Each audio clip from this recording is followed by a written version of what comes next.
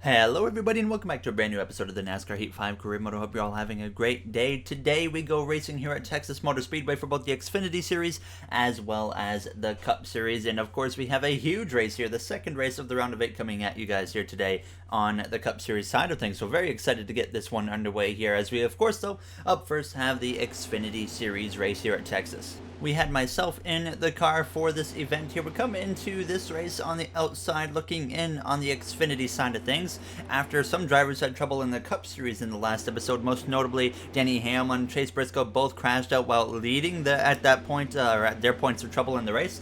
We now find ourselves 37 points above the cut line on the Cup Series side of things, so something is going to have to go quite wrong or something crazy is going to have to happen to really get us in a bad spot at the end of this episode. But we come through on this Xfinity race where I started outside of the top 10, unfortunately, as I was trying to move my way forwards here and get to that bottom as quick as I could.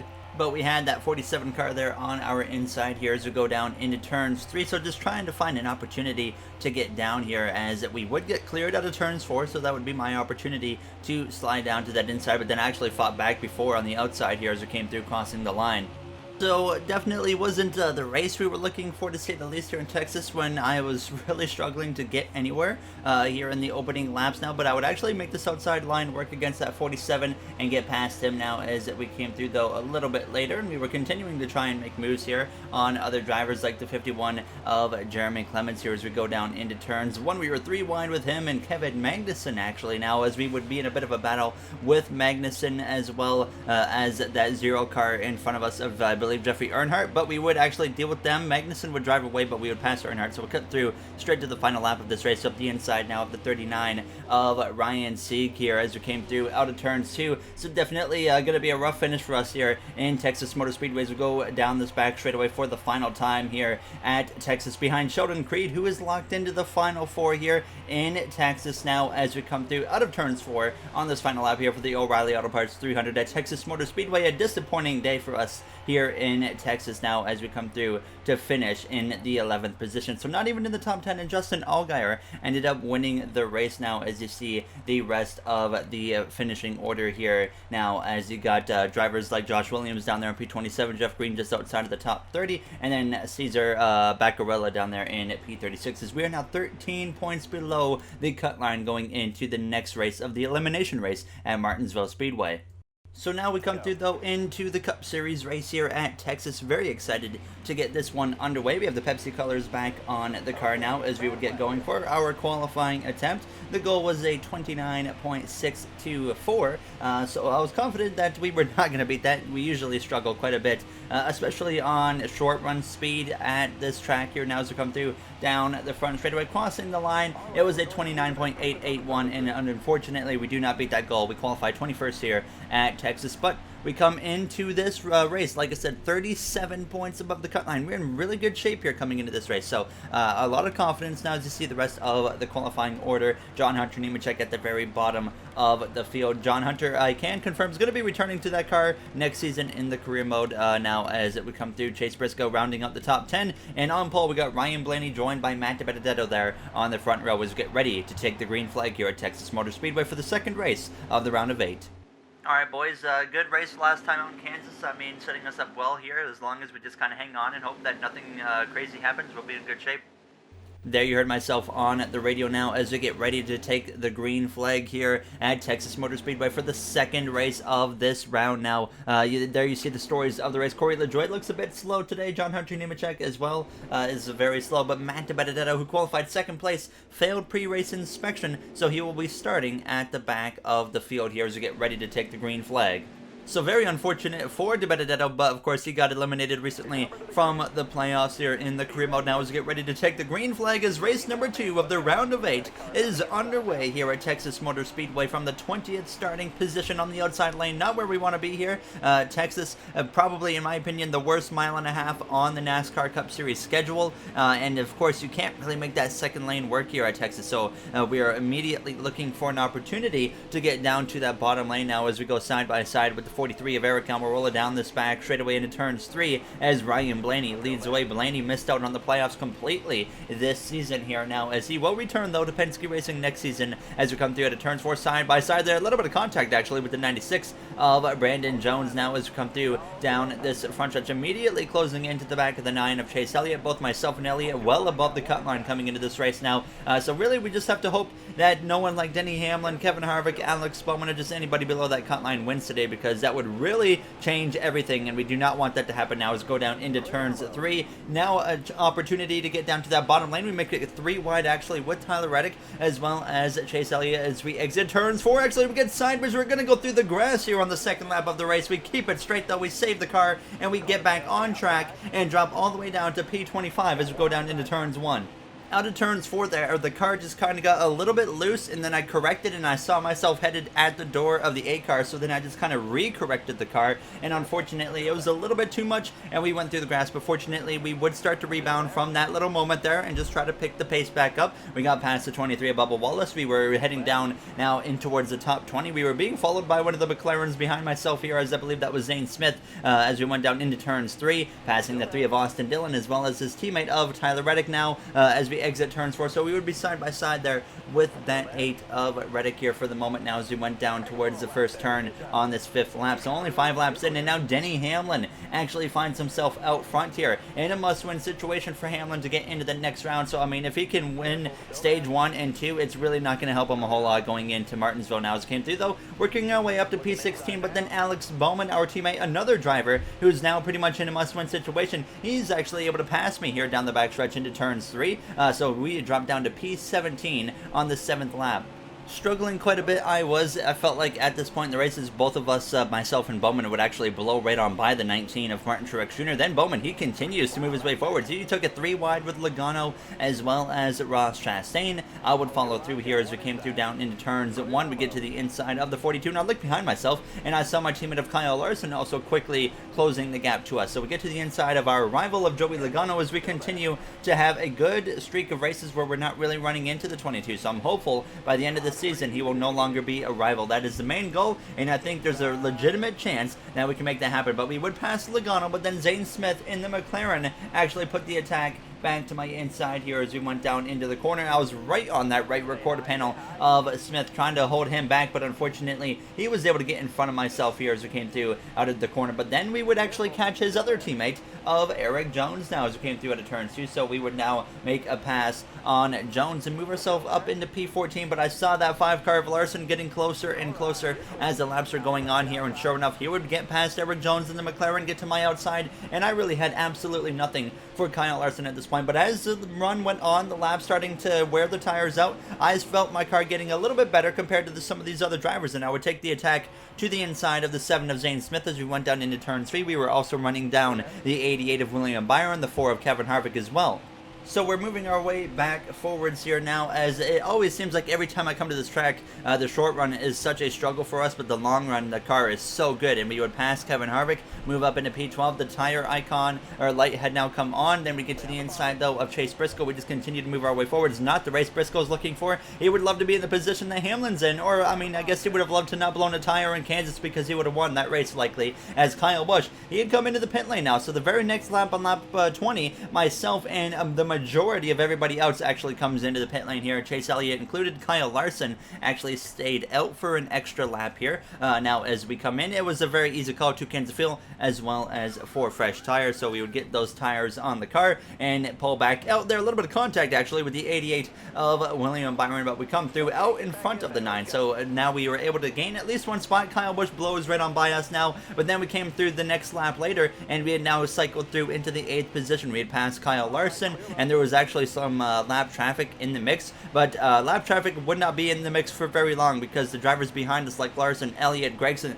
they all got past them and they were running me down very quick with just 2 laps to go in this first stage. And I realized that I actually am going to have to fight really hard here to hang on for stage points. Larson gets to my inside as we go down into turn 3, blows right on by me. I had no chance against the 5. We come through to the final lap of the stage. Now Gregson to the back of us here as Denny Hamlin, by the way, comes through to win the first first in opening stage in Texas. Doesn't do a whole lot for him in the situation he's in, but it does help nonetheless as we come through out of turns 4. Gregson to the inside, side by side for P9, down the front straightaway. Some contact there with the one car of Gregson. He gets us barely at the line, so we have to settle for the 10th position here in the first in opening stage.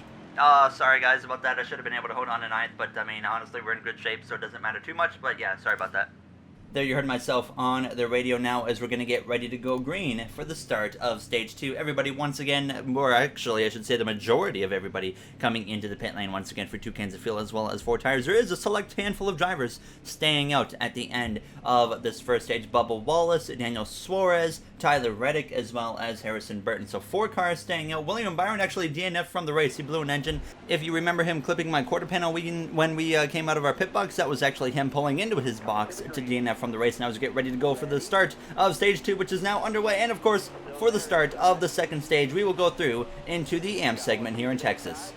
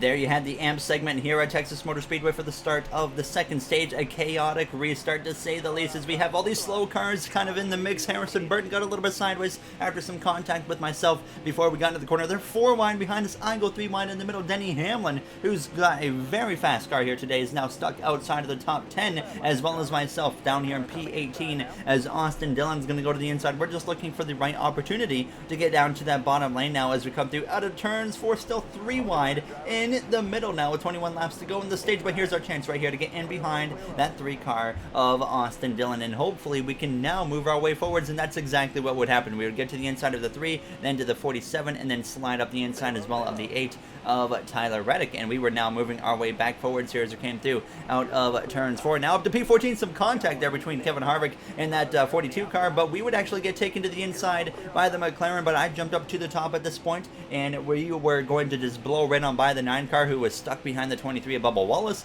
Now as we are going to close in towards that top 10, some contact with the 9 car on the exit of turns 4, as I've been dealing with the car getting very loose on the exit of that corner this whole race so far. As of course you guys saw that on just the second lap of this race. Now as we came through though to lap 7 up the inside there of the 42 of Chastain, we pass him, but immediately after that happens, the 12 of Ryan Blaney actually attacks to my inside now, as Cole Custer currently leads the way here in Texas as we go down into turn 3, trying to get down in behind the 12, but I clip him in the quarter panel. We slide up the track a little bit, opening the door for the 9 of Chase Elliott to move through, so we drop back down to P13 now, but we would continue this fight here as we came to the lap 10. Kyle Larson in the number 5 had now gone to the lead as we came through, though now passing the 9 car once again, so we move back up into P12, and then I felt the car getting a little bit stronger, heading towards our favor here as the run was getting longer, so we were able to make a pass on Blaney, move up into P11. Then we get to the inside of Kevin Harvick, the 2014 Cup Series champion, and now we're going to be able to complete a pass on him within the next lap or so now, as we would continue this fight side by side. But by the time we went down into turns 3 here on lap 12,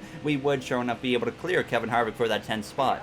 So now back up inside the top 10 in position to get at least 1 stage point, but you can clearly see the 9 car has a lot of speed at this point now with 12 laps to go in stage 2, so I was a little bit concerned about that now as we go down into turn 3 a few laps later. On lap 13, the caution actually comes out, which was honestly exactly what I did not want to happen. I was really hoping it was going to stay green, but now this is going to force everybody back into the pit lane for 2 cans of fuel as well as 4 fresh tires, and I didn't really know what to do with the adjustments, so I just kept the car like the way it was because I didn't really want to risk changing anything because it felt like it was bearable, and I felt like we didn't want to make it looser, but I didn't want to make it too tight either. So we would get ready, though, to go green after gaining 1 spot on the pit lane, overtaking Noah Gragson. Elliott lost a spot to Kevin Harvick, so now Elliott stuck on the outside as we are back underway here for the start, or a restart in stage 2, I should say, with less than 10 laps to go. 8 laps to be exact. Now is up front Kyle Larson, who's been winless all season here in the Cup Series, missed the playoffs just barely, now trying to get himself at least 1 win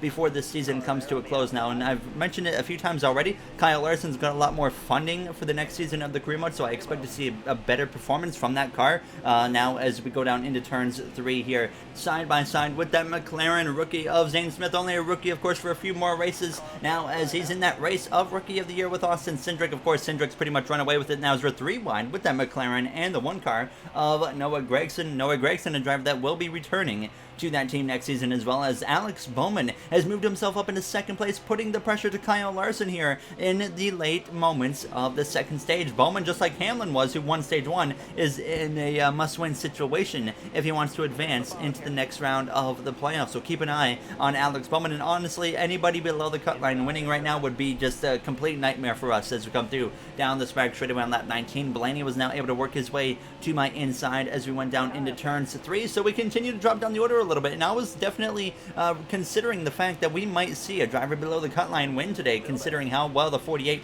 and the 11 car are. So I was really fighting hard for these points, but unfortunately we get passed by the 7 of Smith, and then the 1 car of Gragson attacks with my outside on this front straightaway just moments after we lose that 9th position, and now we are going to drop down into P11, it looks like, as we go down into turns 1, and sure enough, out of turns 2 we get cleared as Alex Bowman continues his fight with Kyle Larson. But we come through to the final lap of stage 2, and now the 1 car of Gragson has driven too far out in front of us as we're going to just continue to run P11 as we exit turns 2. Chase Elliott having a bit of an issue as well behind us, running in P12, or I shouldn't say an issue, but he's just struggling like we are now as we go down into turns 3 here in the Texas 500 on the final lap in stage 2. And Alex Bowman has a very good stage finish, but he does not win stage 2 as Kyle Larson hangs on to the stage victory. We come through to cross the line in P11 here for the 2nd stage.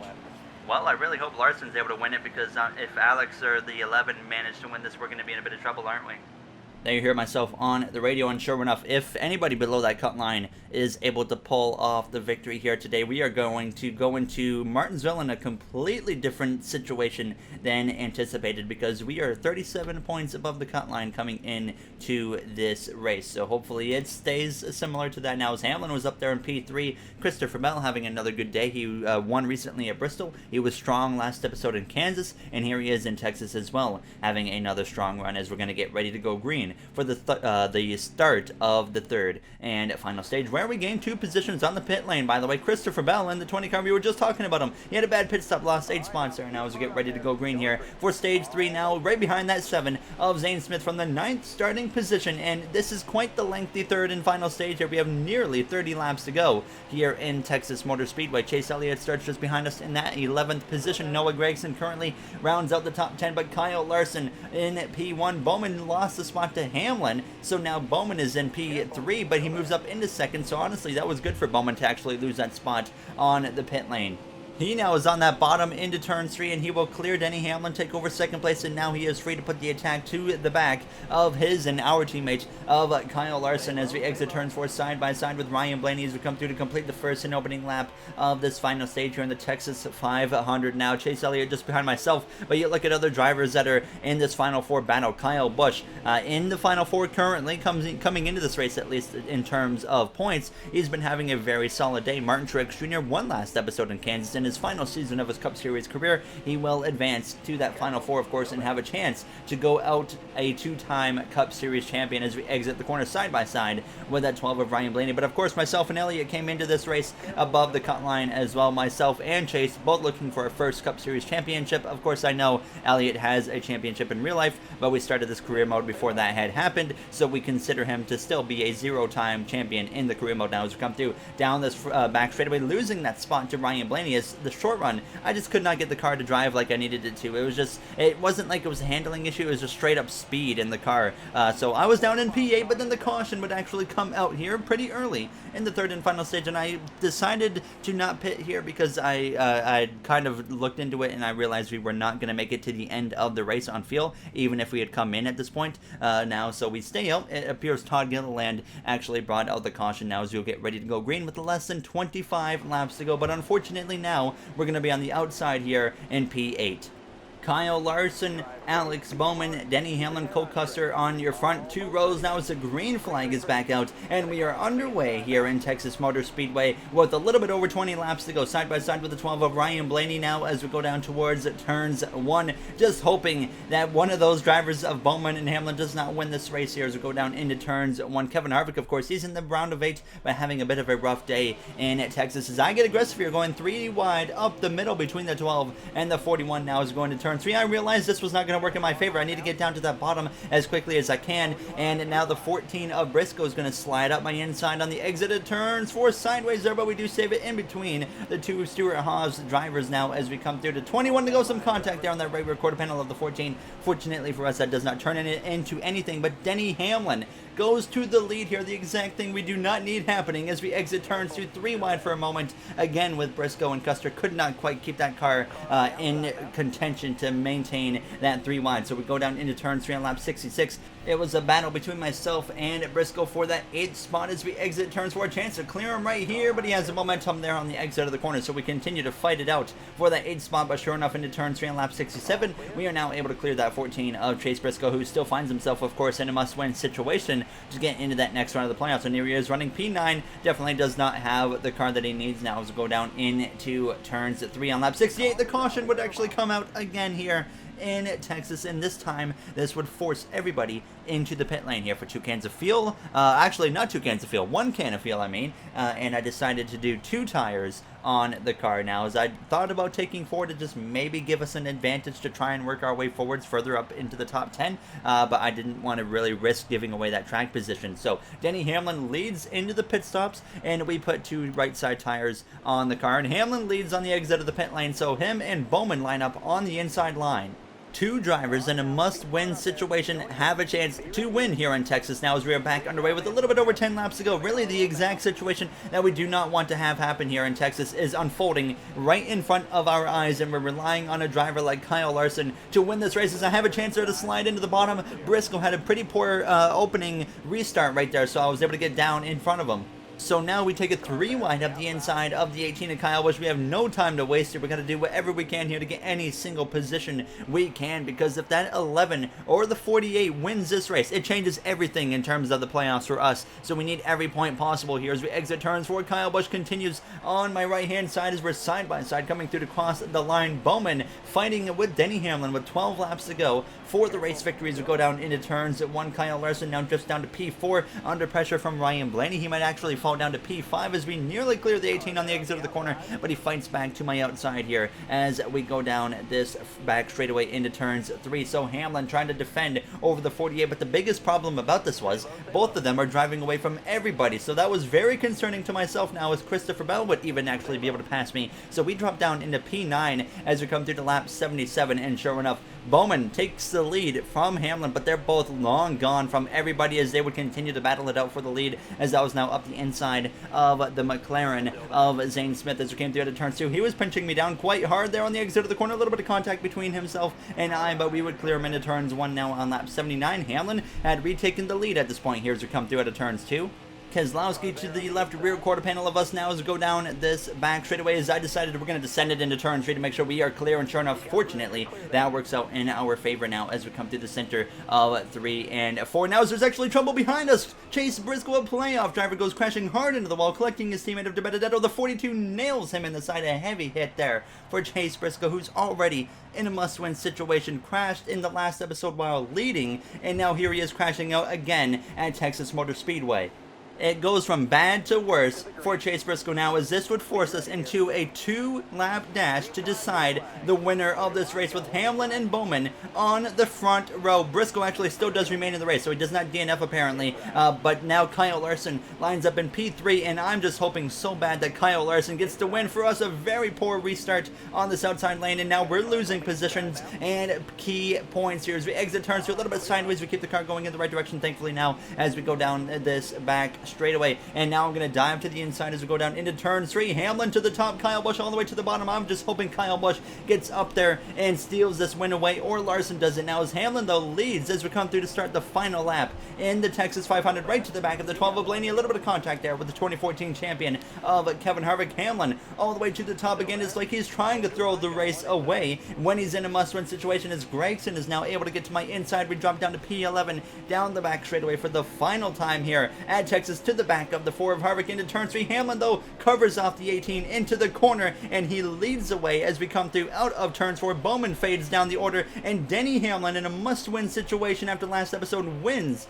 in Texas Motor Speedway, and this changes everything here in the playoff grid as we come through to cross the line in a disappointing P11 as Kyle Busch comes runner-up, Kyle Larson third, Bell fourth, Alex Bowman rounds out the top 5. And you're about to see exactly what I'm talking about when it changes everything.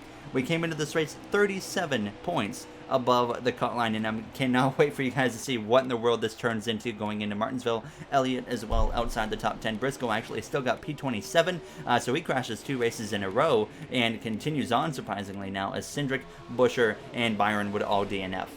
So here you're going to see now the playoff grid on your screen, and it goes from a 37-point advantage above the cut line to 7 points. We are 7 points above the cut line going into the next episode at Martinsville for the elimination race. Not good at all. Chase Elliott 7 points below. Harvick, Bowman, Briscoe, they all have to win their way in, just like Denny Hamlin did here, as Hamlin would be like 30 points out still if he did not win today in Texas. So extremely disappointing that happened and put us in this position now going into Martinsville, where we are going to have to fight against Kyle Busch as well as Chase Elliott for that final spot in the Final Four. So the worst case scenario is a driver like Harvick, Bowman, and Briscoe wins that one, and then it makes it a 3-driver race for 1 spot instead of 3 drivers for 2 spots. But of course, we'll save that for the next episode here in the career mode. And as always, if you guys enjoyed this episode, you do know what to do. I'd like to thank you all for taking the time out of your day to watch this one. The playoffs continue to get crazy, and I proved that today now, as I just want to say thank you quickly to the Go On Racing members of MJ,